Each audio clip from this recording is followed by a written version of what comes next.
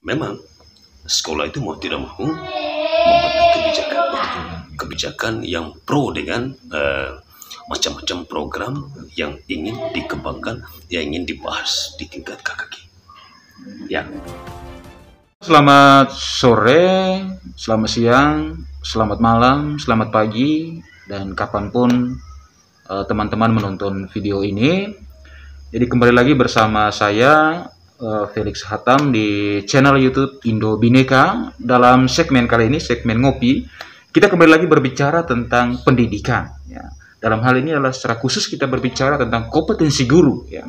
Jadi apa itu kompetensi guru? Bagaimana prosesnya sehingga bisa mewujudkan guru yang berprestasi? Tentunya juga didukung dengan berbagai macam program. Dan kali ini saya berkesempatan untuk mengunjungi praktisi pendidikan dan juga seorang akademisi. Karena itu saya mengajak teman-teman, para sahabat atau rekan-rekan untuk ngopi bersama Pak Frasnendi. Bagus ya, bagus ya. Coba yang sudah tulis lagi di sini, di kelompok ini, baca yang tertulis. Ada yang sudah tulis? Bapak punya nanti siap untuk makan. Di sebelahnya siap jika.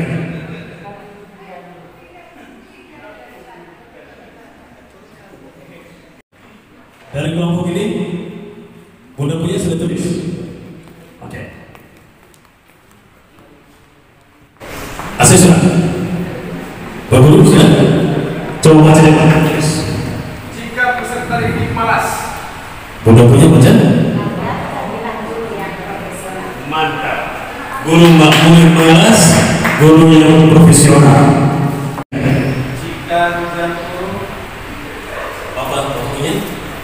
kami yang hadir pagi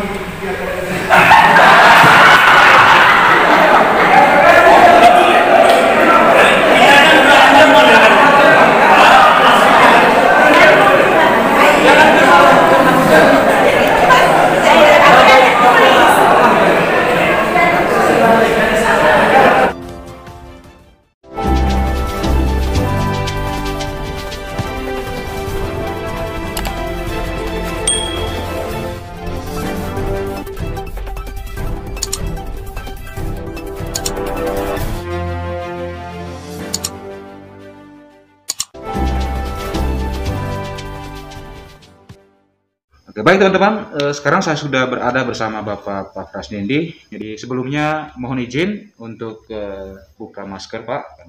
Oh ya, izin. Jadi, kami juga mohon izin untuk buka masker. Baik, terima kasih Pak Felix, terima kasih banyak. Memang dengan ini baru ada leluasa sedikit kah? Jadi karena sudah vaksin 3 kali, Pak ya. Sudah vaksin 3 kali. Itu vaksin booster yang terakhir kemarin ya. Nyata dengan itu. Ya. Oke, baik. Sekarang saya sudah berada dengan Bapak Pak Frasnendi, seorang akademisi dan juga praktisi. Dan saat ini beliau adalah seorang sekretaris program studi matematika di Unika Santo Paulus Ruteng. Bapak Frasnendi ini juga adalah seorang asesor Ban SM di Nusa Tenggara Timur. Baik Pak, ini kita berbicara tentang pendidikan. Jadi secara khusus adalah tentang kompetensi guru. Sebelumnya pada kesempatan ini saya mengucapkan terima kasih banyak karena Bapak juga berkenan untuk menerima saya di sini dan juga membagi pengalaman atau membagi pengetahuan. Berbicara tentang guru adalah hal yang penting, adalah salah satu aktor penting dalam dunia pendidikan. Ya, tentunya betul. Juga ya. Sebagai aktor penting dibutuhkan kompetensi dan kompetensi ini harus dibarengi dengan berbagai macam pelatihan dan wadah-wadah yang memungkinkan agar guru berprestasi. Ketika guru berprestasi, maka proses pendidikan atau tujuan pendidikan baik secara lokal maupun secara nasional akan terwujud. Betul. Baik, sebagai pengantar, kompetensi yang harus dibutuhkan oleh seorang guru itu untuk zaman sekarang itu apa, Pak? Sejauh yang Bapak lihat. Baik, terima kasih Pak Felix. Ini menarik sekali. Tema diskusi kita ini sungguh-sungguh menarik menurut saya. Karena walaupun saya kira bicara kompetensi keguruan itu bukan hal baru sekarang ini. Ya. Apalagi sertifikasi guru itu ya salah satu hal yang dilihat itu ya kompetensi guru itu. Dilihat dari itu ya bukan hal baru juga. Ya. Ada 4 kompetensi yang memang harus dimiliki atau harus ada di dalam pribadi dari seorang pendidik atau seorang guru, yaitu kompetensi pedagogik, kompetensi profesionalisme, ya, sudah itu kompetensi kepribadian dan kompetensi sosial. Gitu. Jadi ada 4 itu yang di dalam juga ada poin-poinnya. Ya, jadi kompetensi sistem tidak bisa dipisahkan, Pak. Ya. Baik Pak, jadi ini kan itu kan dari kompetensi yang harus dimiliki, Pak ya. Ya, Tentunya juga dari kompetensi ini akan tercapai bila diimbangi dengan berbagai macam pelatihan. Betul sekali. Dan pelatihan ini juga pasti dibuatkan dalam satu wadah. Betul. Sejauh ini menurut Bapak jadi wadah apa yang mendukung untuk meningkatkan kompetensi guru? Sebenarnya banyak sekali. Tapi kalau di sekolah, yaitu betul-betul memanfaatkan dengan baik tentang wadah yang secara resmi dibentuk oleh beberapa sekolah atau kelompok sekolah, seperti di SD itu namanya wadah itu KKG, kelompok kerja guru gitu. Itu sama artinya dengan MGMP, tapi MGMP itu untuk MGMP itu untuk SMP, SMA ke atas gitu. Jadi sebenarnya hanya perbedaan nama saja, kemudian diperuntukannya itu macam KKG tadi itu kan hanya untuk SD ke bawah, kemudian sedangkan ke atas itu kalau di atas itu kan SMP, SMA ke atas sampai SMK itu dan seterusnya, karena dia kan mata pelajaran, makanya namanya MGMP. Sebenarnya dua-duanya sama, ya, gitu. Jadi wadah itu sebenarnya kalau dilaksanakan dengan baik, dimaksimalkan fungsinya, maka ya kompetensi guru itu bisa diwujudkan melalui wadah ini. Ini wadah yang bagus sebenarnya. Ya, hanya mungkin sejauh ini ya wadah ini belum maksimal melaksanakan kegiatan-kegiatan, atau mungkin saja ada keterbatasan kegiatan sehingga tidak terjawab atau tidak nampak hasilnya di dalam pribadi teman-teman guru. Gitu. Dilihat misalnya dari sisi Bapak sebagai seorang praktisi dan juga seorang akademisi, kira-kira secara konkret ya, jadi kegiatan-kegiatan dalam wadah ini itu tadi apa sehingga nanti mendukung kompetensi guru dan yang pada akhirnya juga dalam menghadirkan guru-guru yang berprestasi gitu. Di persisnya itu seperti apa? Baik, macam apa itu tadi KKG atau MGMP tadi itu. Kalau merujuk pada pos tahun sebelum tahun 2016 itu sebenarnya ada beberapa kegiatan penting yang bisa diselesaikan atau bisa dilaksanakan di dalam KKG atau MGMP itu. Ada yang namanya kegiatan inti, kemudian ada juga yang namanya kegiatan pengembangan kompetensi berkelanjutan. Gitu. Dari kegiatan inti itu sifatnya lebih kepada bagaimana guru itu bisa membuat kurikulum, bagaimana guru itu bisa membedah silabusnya, SAP-nya, membuat RPP bersama, sudah itu menyusun soal bersama di sekolah, selama ini mungkin yang sering digunakan itu menyusun soal bersama untuk tujuan tertentu, misalnya ujian akhir atau ujian semester, gitu. Tetapi yang belum itu sejauh yang saya amati, yang belum dilaksanakan, yang belum dilakukan di MGMP itu ada yang namanya kan tadi kegiatan atau pengembangan kompetensi berkelanjutan. Yang terus serius Pak. Dari kompetensi berkelanjutan itu banyak. Karena dan semua itu adalah kebutuhan. Kebutuhan oleh bagi guru itu dalam rangka peningkatan kompetensinya itu tadi. Gitu. Misal contohnya tentang penelitian.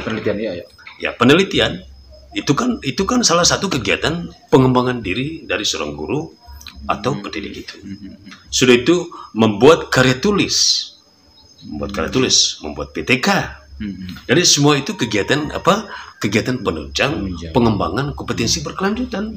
Ya, termasuk misalnya merancang kerjasama antara sekolah atau merancang kerjasama dengan dunia luar atau dengan luar negeri. Artinya Pak, jadi ini kan jadi bukan proses sekali jadi Pak ya. Ya, tapi tidak selalu berkesinambungan dan juga berkelanjutan. Saya pernah melakukan kegiatan bersama dengan kelompok-kelompok guru.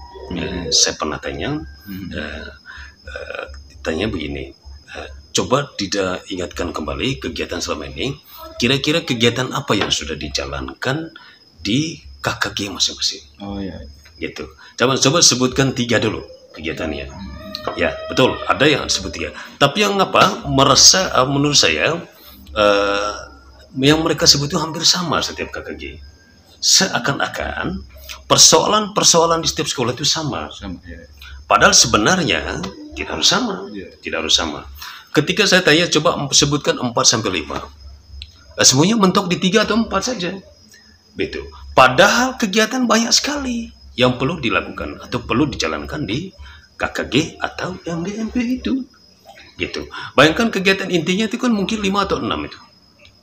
Ya, kegiatan intinya. Sedangkan pengembangan lainnya itu banyak sekali. Gitu. Persoalan banyak di sekolah yang bisa diselesaikan bisa diselesaikan dalam wadah itu, MGMP atau KKG itu. Ya, oke Pak. Gitu. Ya. Baik Pak, jadi gitu.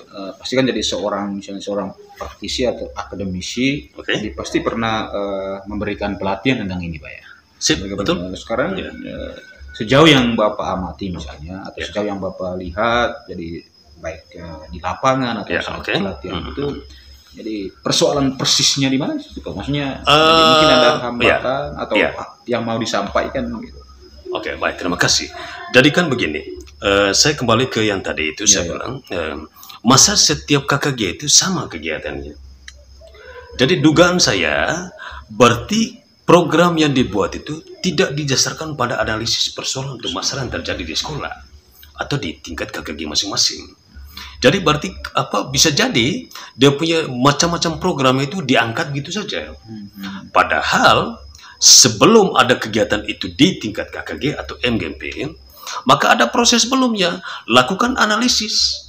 Analisis apa? Ya, analisis masalah apa yang terjadi di sekolah A, di sekolah B, di sekolah C, dan seterusnya. Kemudian setelah ada masalah itu, jadi kerja berikutnya itu kan coba gali bersama akar-akar permasalahan sehingga munculnya masalah itu. Nah, setelah muncul akar-akar permasalahannya itu, baru munculkan dia punya solusi-solusinya. Berarti banyak solusi. Sambil contoh, misalnya artinya contoh kemampuan anak-anak, kemampuan anak-anak itu rendah sekali, kemampuan matematika anak-anak itu rendah sekali. Itu masalahnya. Kira-kira akar permasalahannya apa? Bisa jadi pertama, proses itu tidak menggunakan media. Itu salah satu dia punya akar. Kedua, kemudian bisa jadi penggunaan metode yang tidak tepat oleh guru. Bisa jadi yang ketiga itu, guru itu tidak pernah mendorong, merancang, atau menyusun, atau memberi motivasi kepada anak-anak. Sehingga, jadi macam-macam dia punya akar-akar permasalahannya. Begitu. Kemudian setelah merancang akar-akar permasalahan itu, baru bentuklah dia punya solusi-solusinya. Tentu solusi itu kan banyak. Ya, bisa jadi minimal lah sebanyak akar permasalahan, bukan masalah, akar permasalahan. Nah, solusi-solusi itu kan banyak. Nah, setelah itu kan tetapkan salah satunya dulu, solusi dari seluruh solusi itu, dan solusi yang ditetapkan itu, itulah yang dijadikan sebagai salah satu program kegiatan di dalam KKG. Itu sehingga prosesnya tidak main-main. Itu tadi. Sehingga hasil akhirnya juga tidak harus sama antara persoalan KKG yang satu dan KKG yang lain. Kalau kita analisis atau bedah betul, ya sesuai dengan konteks persoalan dari masing-masing sekolah. Gitu. Tapi kalau sama setiap KKG, sama setiap MGMP kegiatannya itu, justru itu mempertanyakan. Ya, mempertanyakan apa? Loh, kok bisa sama? Apakah persoalan di sekolah masing-masing itu sama? Belum tentu sama. gitu. Kalau analisis lebih dalam itu kan pasti muncul perbedaan-perbedaan itu, gitu. Dan justru itu akan memperkaya kegiatan di dalam KKG, begitu. Bahwa KKG setiap tahun itu harapannya adalah jadi berbeda kan? Semacam bukan harapan, artinya kan ada kemungkinan juga sama kalau misalnya persoalan sama. Tapi kalau persoalan sama semua setiap tahun itu justru itu yang dipertanyakan. Intinya tadi, sama atau tidak pada akhir dari program itu harus diawali. Jadi proses sebelumnya itu yang harus kita lihat. Harus kita gali. Mulai dari masalah, kemudian akar-akar permasalahannya, lalu sudah itu bentuklah dia punya solusi-solusinya. Setelah itu, lalu tetapkan salah satu dari solusi. Dan solusi yang satu itu dijadikan sebagai program kegiatan KKG, begitu. Dan idealnya kalau bisa supaya KKG atau MG itu tidak kelihatan kering kegiatannya itu, tidak kelihatan kegiatan hanya terbatas pada kegiatan tertentu. Coba buat program, ya minimal programnya itu ya 1 kali sebulan, berarti 1 tahun 12 program. Artinya Bapak begini, misalnya salah satu kompetensi yang misalnya yang menjadi prioritas dari KKG atau MGP ini tadi adalah kesanggupan seseorang untuk melihat persoalan di sekolahnya masing-masing. Betul. Sehingga pada akhirnya adalah kesanggupan melihat masalah. Kesanggupan melihat masalah. Memang di betul. Sekolah Saya setuju. masing-masing. Bagus sekali bahasa itu. Sanggup melihat masalah. Sehingga nanti kan tidak mungkin ada keseragaman solusi. Tidak mungkin. Walaupun ada yang sifatnya misalnya adalah solusi umum atau apa segala macam, tetapi turunan-turunan itu untuk mencapai tujuan secara bersama misalnya. Contoh kita dua saja. Ada guru, saya guru misalnya. Belum tentu masalah kompetensi kita dua itu sama. Belum tentu. Bisa jadi beda. Tapi kalau dianalisis, ya pasti temukan perbedaannya. Kalaupun ada bagian tertentu sama. Setiap sekolah punya masalah yang berbeda dan juga punya penanganan yang berbeda, tetapi tujuan akhirnya adalah sama. Betul. Selain meningkatkan kompetensi guru, juga mewujudkan tujuan pendidikan itu sendiri. Minum, adek, Masura. Kita sambil minum. Gitu. Ya, rongkota. Asik. Gitu.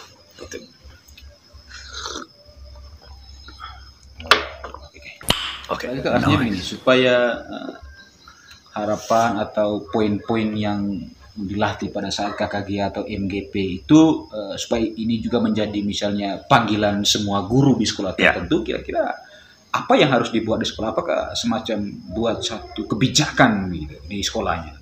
Ya.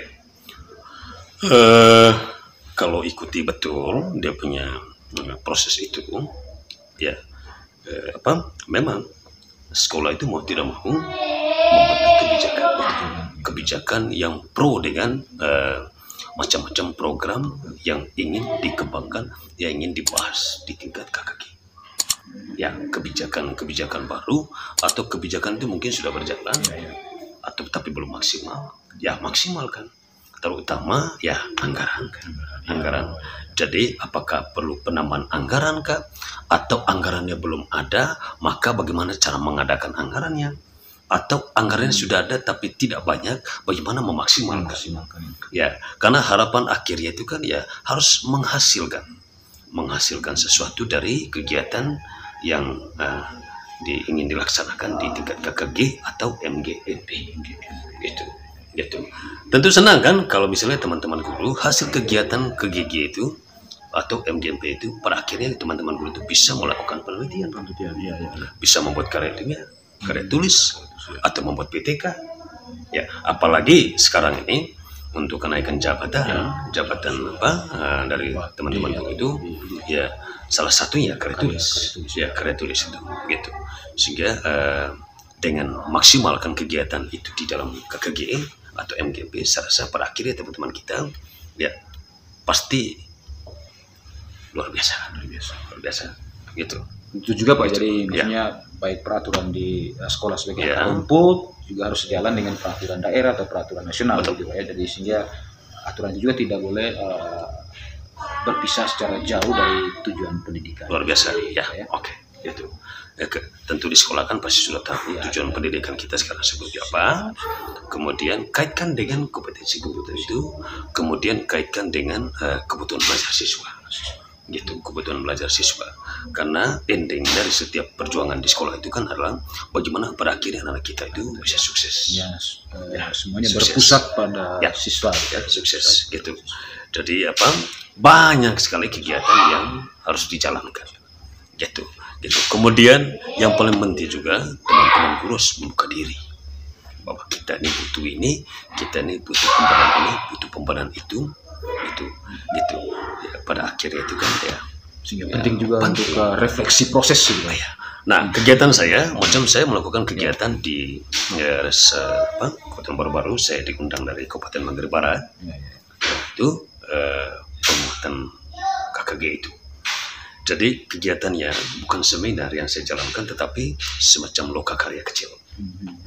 Jadi pertama yang saya buat itu, saya semacam kasih pretest lah, itu atau kasih soal sebelum saya mulai kegiatan itu, sebelum masuk ke kegiatan inti, ya saya kasih lembar kerja 1. Jadi itu sejumlah pertanyaan refleksi. Refleksi itu terkait dengan bagaimana selama ini di KKG, kemudian kira-kira program-program apa gitu. Kemudian pokoknya pertanyaannya yang menggugah, wah ternyata kegiatan selama ini belum maksimal. Kemudian setelah itu ada kegiatan eksplorasi yang saya buat.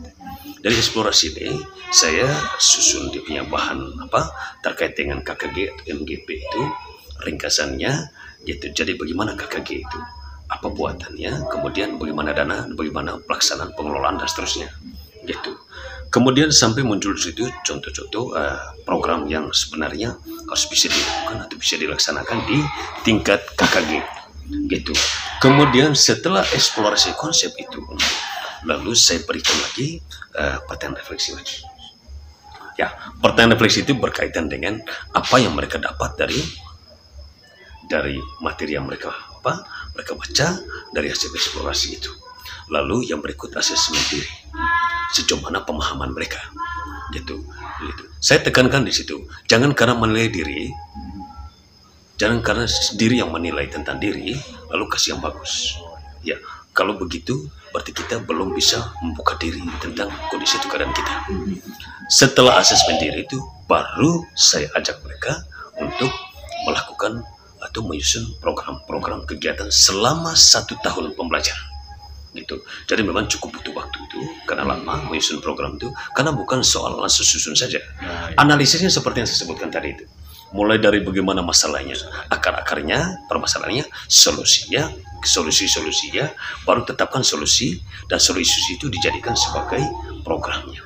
Baru yang terakhir itu saya bersama teman-teman guru dan kepala sekolah dan pengawas itu lakukan contoh-contoh pembuat kebijakan sekolah yang mengarah pada program kegiatan yang ingin dilaksanakan di tingkat KKG itu. Begitu, Pak. Pada prinsipnya bahwa siapapun seorang guru pasti secara dasar sudah mempunyai tanggung jawab, itu adalah panggilan profesi, namun dibutuhkan saling membantu untuk meningkatkan kompetensi. Dan salah satu tadi adalah soal NGP dan satu hal yang saya harus tekan yang saya pernah tekankan, kegiatan-kegiatan pengalaman selama ini itu. Jadi kalau kegiatan itu yaitu kolaborasi antara satu dengan yang lain, harapannya pada saat kegiatan itu hilangkan ego masing-masing. Ya, jadi disitulah kita saling berbagi gitu. Jadi ini zamannya saling boleh dibilang bukan kompetensi yang paling penting itu, tapi kolaborasi. Mari kita saling melengkapi, yang kurang tolong bantu, dan yang punya kelebihan itu sampaikan bahwa ya boleh dibilang saya curi sedikit istilah yang ada yang sering digunakan di program sekolah penggerak itu, berbagi praktik baiklah di sana. Berbagi praktik baik gitu. Jadi siapa yang punya atau sudah pernah membuat suatu atau melakukan praktik kegiatan, jadi bagilah itu kepada teman-teman lain. Mungkin dengan itu nanti teman-teman lain itu bisa ada motivasi untuk berusaha berjuang, dan pada akhirnya mudah-mudahan bisa sesuai dengan yang diharapkan, kompetensi yang diharapkan. Begitu.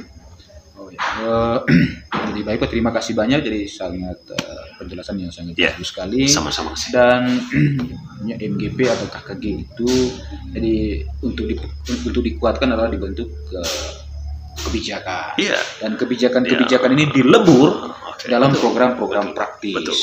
Kebijakan-kebijakan ini juga lahir dari realita yang Ya, terjadi betul. di sekolah. Ya. MGP atau KKG ini Menjadi wadah untuk menjawab semua. Kalau maksimalkan itu tidak perlu cari ke tempat lain untuk apa peningkatan kompetensi itu, gitu. Tinggal kalau misalnya ada persoalannya, lalu persoalan itu dibutuhkan tenaga ahli atau narasumber dari luar, ya.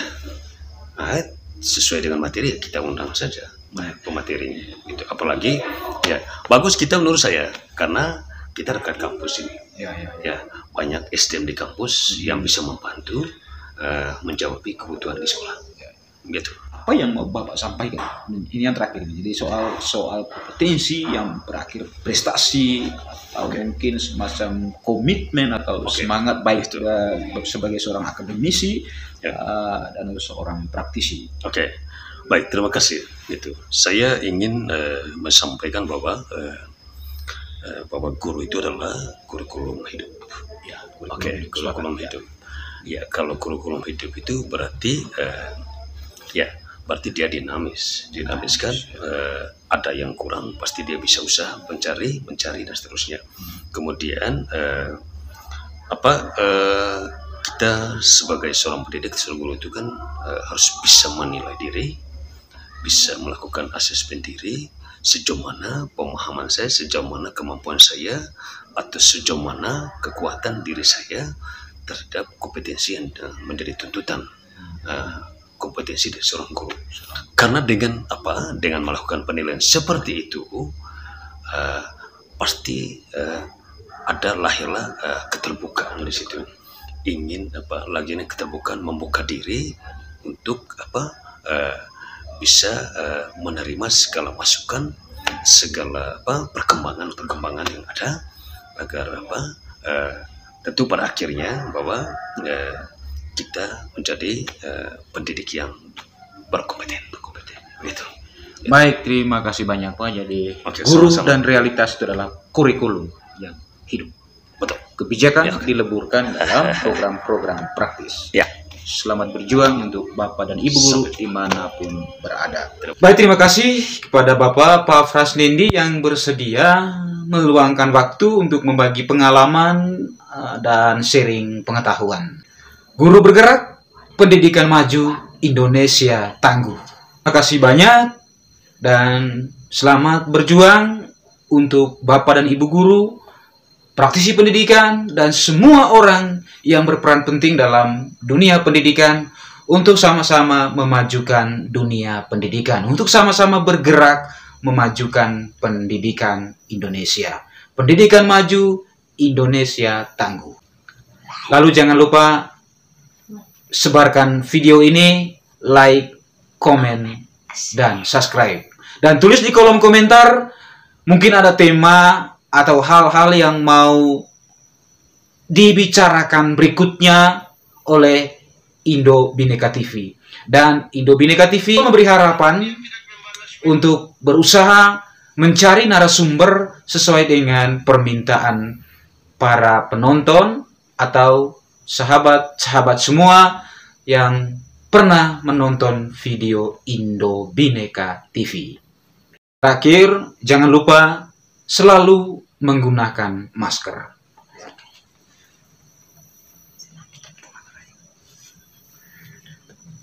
Dengan menggunakan masker, kita sama-sama berjuang untuk memutuskan rantai penyebaran COVID-19.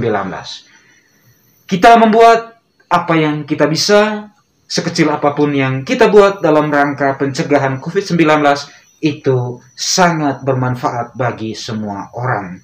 Ketika semua orang berniat untuk memutuskan rantai COVID-19, maka serentak itu akan menjadi niat bersama. Sekian dan terima kasih, dan mohon maaf bila ada hal-hal yang tidak berkenan di dalam video ini. Sampai jumpa pada konten inspiratif berikutnya.